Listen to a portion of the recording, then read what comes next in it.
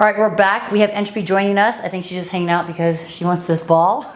Today we're going to be going over 3 different series of exercises that's going to help open the hip, create more space, some range of motion, and as well as release any tightness in your hips. This essentially is going to be a follow-up of my previous video. Those were some hip series exercises, and so we're going to follow along. So I know, we got to say bye to the ball. All right, so we're actually going to start with the lacrosse ball. This is actually a mobility ball from Rogue.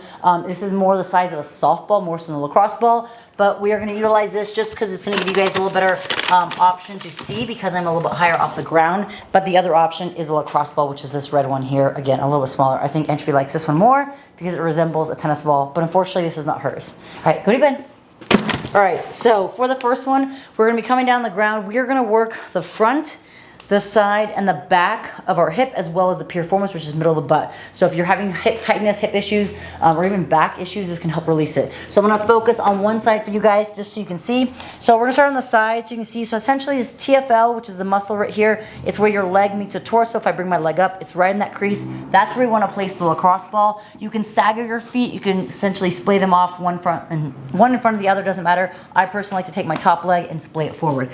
So I can either prop myself up here, my forearm, elbow, or I can lay all the way down. But getting to that side here, I'm essentially just kind of relaxing, releasing into it. I can kind of roll back and forward. I can push the ball forward and back. But you want to spend about 30 seconds to a minute here. Once you've done that, you can either go to the front or back. Doesn't matter. I'm going to start off with the back just to show you guys.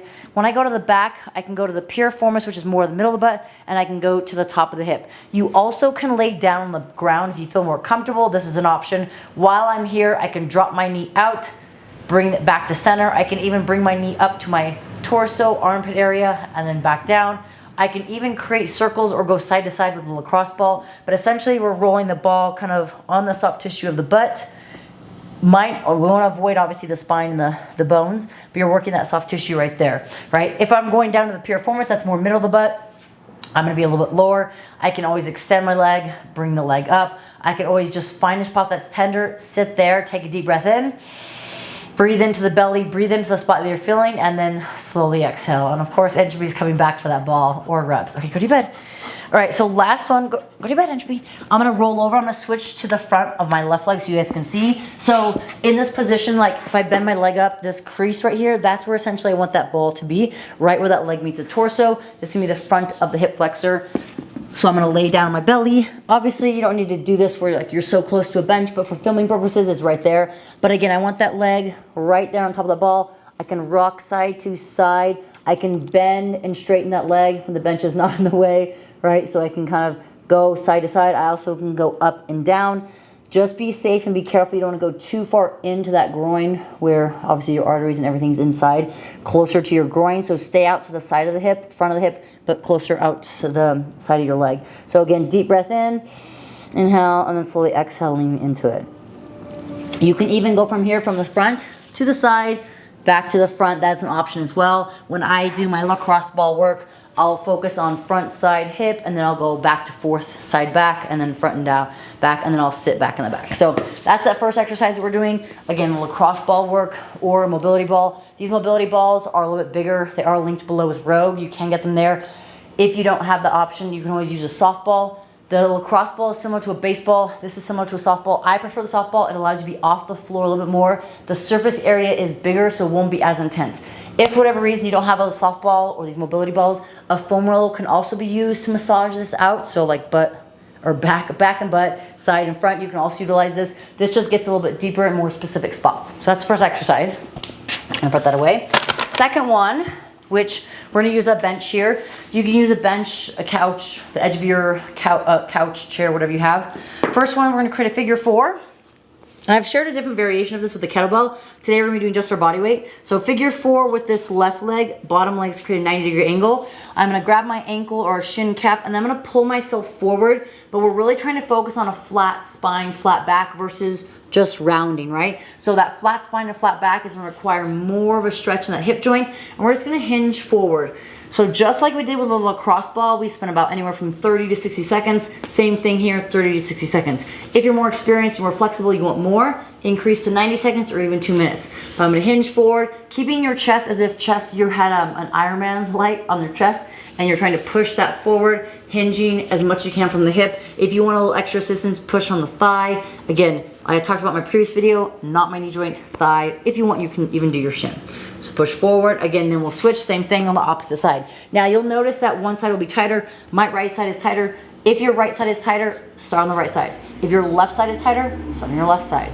So same thing, pushing, hinging forward. Now because my right side's tighter, I've been doing sciatica, to even get in this position right now is a huge win for me.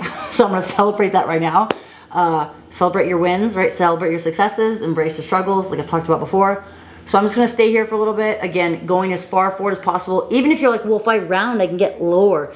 That's not the focus right now, right? Chest forward, hinging from the hip. Again, 30, 60 to 90 to 120 seconds. All right, second exercise. Now let's move on to the third. We're gonna utilize this bencher box. We're gonna use an ab mat. The reason I do this is for my kneecap. Just add a little bit of extra protection because my knees are sensitive. You don't have to use an ab mat.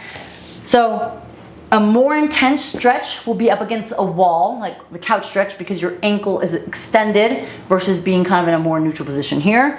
But we're gonna be using this kind of as a modified couch. I'm gonna get my ab mat down, my foot and knee are almost in line, maybe a slight angle here, right? If I want a little bit more, I can push my knee back so that my knee and ankle are almost in a line.